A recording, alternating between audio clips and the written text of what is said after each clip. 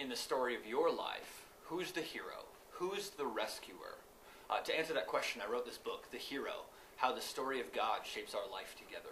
So many of us live our lives as an independent story, all on our own, trusting in ourselves to overcome our challenges, to win the day, trusting in our own security, living for our own glory and our own pleasure.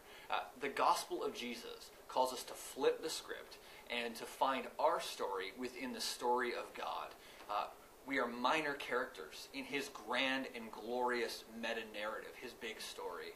We find true meaning, forgiveness, identity, and purpose as we find our place in his story, shaped by the gospel of Jesus. In part one of the book, we just unpack what is the gospel story, what is the redemption accomplished by Jesus Christ. And then in part two, we look at how this story must shape our entire lives, how we find our story within his story.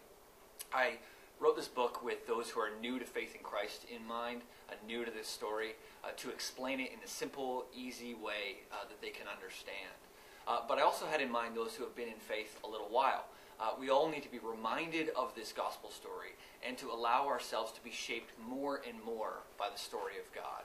I hope you pick up a copy. I hope you find it useful as you walk with Jesus.